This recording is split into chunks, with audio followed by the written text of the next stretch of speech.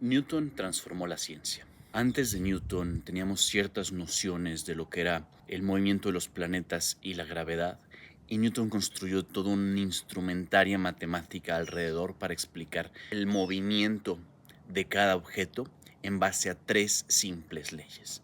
La elegancia que alcanzó Newton inició un camino ascendente, primero de ciencia, pero segundo de industrialización y de progreso humano. Y algo muy especial está ocurriendo hoy, que va más allá de la inteligencia artificial, va directamente relacionado al lenguaje. Nuestra historia comienza en 2014, cuando paralelamente en Stanford y en Google empiezan a lograr que las computadoras entiendan el lenguaje. Antes de eso, todos los intentos habían sido en base a reglas prescritas que eran muy detalladas y no lograban que la computadora realmente entendiera el lenguaje humano. Y tanto Google como Stanford siguieron dos procesos paralelos. Google empezó un proceso de predicción, que el día de hoy le llamamos autorregresivo, predicción de la siguiente palabra y ocultamiento. Ocultaban ciertas palabras y predecían cuál era la siguiente palabra. Lo que Stanford hizo fue muy distinto. Stanford creó una matriz de correlaciones en base a las palabras que ocurrían cerca unas de otras y en el mismo documento. Y utilizaron esta matriz para crear lo que se llamaban embeddings, incrustaciones o representaciones vectoriales de las palabras. Comprimieron esta matriz de tal forma que cada palabra tenía una similitud con las palabras con las que más próximo se encontraba. De esta forma obtenemos lo que se llaman clusters o comunidades, segmentos pequeños en donde las palabras que se encuentran dentro de esa comunidad están íntimamente relacionadas. Pero ahí no se detuvieron sus descubrimientos. Algo muy sorprendente ocurrió. De repente empezaron a notar que ciertos problemas que considerábamos problemas lingüísticos se podían resolver de una forma matemática. El ejemplo más preciso fue la relación entre hombre-mujer y rey y reina. Esta relación tenía una dimensión vectorial. Si trazábamos la diferencia vectorial entre la palabra mujer y hombre y la palabra reina y rey, esos vectores que se creaban tenían una dimensión similar y tenían una dirección también muy similar. De tal forma que podíamos descubrir en procesos como analogías, si rey es a reina, que es hombre a, de ese tipo de preguntas las podíamos resolver de forma matemática. Esto revolucionó por completo el campo del lenguaje natural, porque nos dimos cuenta que este campo vectorial en donde las palabras nacen tiene algo muy especial. Eventualmente, el esquema autorregresivo, el que utilizó Google, fue el que venció.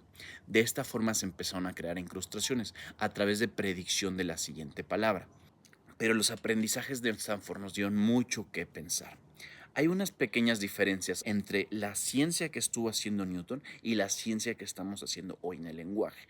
Newton trabajó en tres dimensiones, incluso el tiempo todavía no era considerado una dimensión más, era de alguna forma un parámetro. Fue hasta que Einstein llegó que lo integró como una cuarta dimensión en donde había una relación espacio-tiempo. Este campo dimensional que nosotros estamos entendiendo tiene miles, miles de dimensiones, desde 500 dimensiones a 8000 dimensiones, lo que hace complicadísimo el análisis. Imagínate pensar una línea en una dimensión que se convierte en un cuadrado en dos, en un cubo en tres y en una animación de un cubo en movimiento en cuatro. Ahora empieza a imaginar cómo lo podríamos visualizar en 5 dimensiones, en 6, en 7, 12, 100, 500, 1000, 2000, 8000. De hecho, no podemos ni siquiera imaginarlo. Nuestro cerebro ha evolucionado para simplemente moverse en un plano tridimensional. Entonces, utilizamos herramientas de análisis matemático. Pero aún así esas herramientas las tenemos muy limitadas porque tenemos herramientas que hemos probado para 3 o 4 dimensiones, quizá un poco más. Por ejemplo, algunos físicos de teoría de cuerdas utilizan 9, 10, 11 o 12 dimensiones, dependiendo de la versión que utilicen. Pero no más, no tenemos ese conocimiento para entender qué ocurre en 500 o más dimensiones, mucho menos 8000. Pero hay algunas cosas que sí te quiero platicar, que están surgiendo, que podemos identificar. El primero de ellos es que decimos que el lenguaje tiene posición. Podemos decir que conceptos como relacionados a ciertas emociones como alegría, como tristeza, como miedo, como felicidad, cada una tiene una posición distinta. Y también podemos decir nosotros que en el momento de incorporar, de leer algo, estamos transformando nuestra percepción de un punto en este espacio de ultra alta dimensionalidad a otro punto de alta dimensionalidad. Estamos creando un desplazamiento entre dos puntos a través del lenguaje. El lenguaje nos está llevando de un lugar a otro lugar. Este desplazamiento lo podemos medir a través en distancia y lo podemos medir a través del tiempo. ¿Qué tan rápido, en cuántas palabras nos podemos desplazar de un lugar a otro? También podemos empezar a hacer predicciones. Cuando estoy en Netflix, cuando veo una película, existe una transformación en mí. Ese desplazamiento lo podemos comenzar a predecir y tenemos señales muy fuertes de cómo predecir, porque le damos like, porque nos quedamos viendo, porque seguimos viendo más, porque otras personas también lo ven, porque nuestros intereses van evolucionando a través del tiempo. Es decir, se va creando un proceso de entendimiento de cómo funcionamos, de cómo operamos como intelectos. Entonces ya tenemos la posición y la velocidad. Por supuesto también tenemos un proceso de aceleración. Va a haber momentos, sobre todo si estamos leyendo, pero también si estamos viendo un video o si estamos escuchando algo, va a haber momentos en que el movimiento se va a acelerar. Y empezamos a ver algunas pequeñas relaciones con atributos intrínsecos que podríamos pensar del lenguaje. Por ejemplo, temas como coherencia, como congruencia. Podríamos empezar a asociar que ciertos desplazamientos son coherentes mientras que otros desplazamientos no son coherentes, que algunos desplazamientos son difíciles mientras que otros son fáciles. ¿Por qué podrían ser difíciles? Pues porque son menos comunes. Un desplazamiento que es fácil es un desplazamiento más común. Por supuesto, la distancia entre el desplazamiento influye, pero también influye qué tan común es. También podemos entender qué tan fácil nos puede ser entender algo en base a lo que hemos estudiado, en base a cómo nos hemos desplazado, en base a las trayectorias que normalmente seguimos a través de nuestros pensamientos o a través de nuestra percepción dentro de este campo cognitivo vectorial. Y el último concepto que te quiero mencionar es el de fuerza. Entonces tenemos que dentro de un texto vamos a encontrar diferentes oraciones o proposiciones. Cada proposición tiene un significado. A través de una relación sencilla entre sujeto, objeto y acción, capturan algo que está ocurriendo. Y dentro de un texto tenemos una gran cantidad de proposiciones. Pero hay algo bien interesante que ocurre, que las proposiciones están dispersas dentro de una subregión del espacio vectorial. Es decir, no estamos abarcando todo el espacio vectorial, sino que eso nos da el volumen del texto. Es decir, qué tan amplio es la cobertura de este texto, qué tan conciso es. Pero hay una segunda propiedad física que nos da que es aún más interesante, que es la de la fuerza. Porque vamos a encontrar que distintas proposiciones tienen un mayor efecto en el movimiento en la transición del texto. Por ejemplo, podemos empezar hablando de un tema, pero vamos a encontrar que ciertas proposiciones que están en el camino intermedio entre la introducción y la conclusión son las que van guiando. Puede ser que sea una de las primeras, puede ser uno de los argumentos más contundentes. Y de esa forma tenemos una fuerza de las proposiciones. Y con esos tres conceptos podemos derivar leyes similares a Newton. Podemos derivar leyes como acción y reacción.